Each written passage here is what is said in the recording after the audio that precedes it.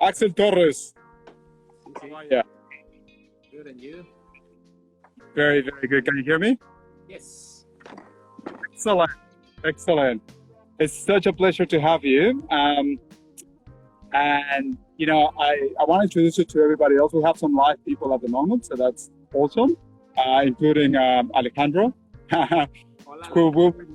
will be next on one of the other lives that we're gonna do. But um, Axel is the head chef of Patrón in Sydney, very prestigious and very good Mexican restaurant in Sydney. But I wanted to have an opportunity to chat with Axel, also introduce you to everybody else.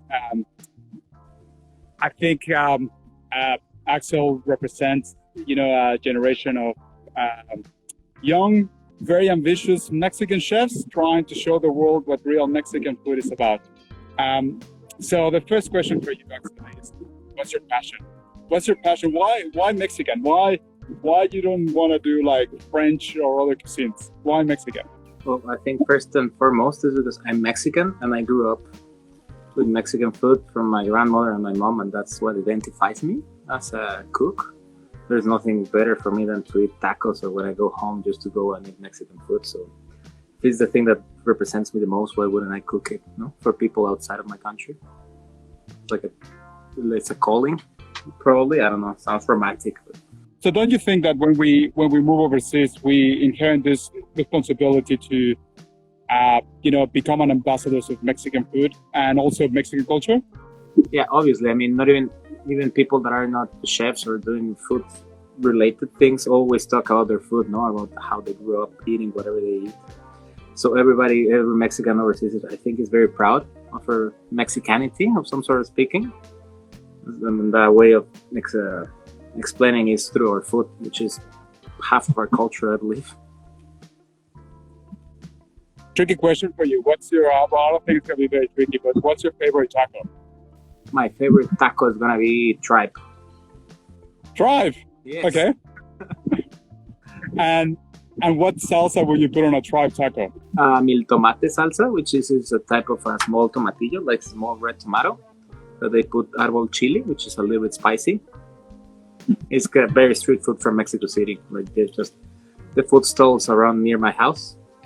They always have it. So what do you do? Because obviously one of the issues of being overseas is that we can't normally find all the ingredients for Mexican food. How do you bridge a gap? What do you do to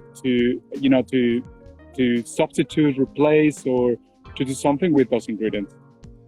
What I found traveling abroad is that I love all the ingredients that every country has. So here, through Asian and native Australian influence, I can source some other products just to use them instead of other herbs that we cannot get freshly here. So I love actually mixing a little bit the Mexican food, which most people don't like, but I think I like it a lot. What's your favorite chili, and why? My favorite chili, I would say, is morita. Which is a type of chipotle, right?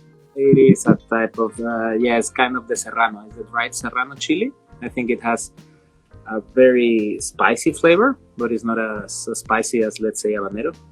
And the flavor profile it gives in salsa is just like tomatillo. It's something that reminds me of home, probably. That's why I love it. I use it in pretty much in everything. And obviously the fact that it's a dry chili, it makes it very accessible, right? For us being, away from. It's a pretty easy way to get it, dried chilies.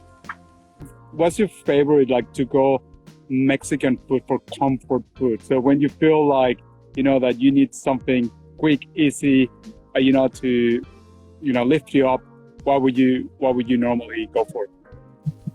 That's a tricky question, depending on the weather and depending where am I. No, if I'm here abroad, I could just go make some easy quesadillas. If I'm in my parents' home, I'll just go have suadero tacos.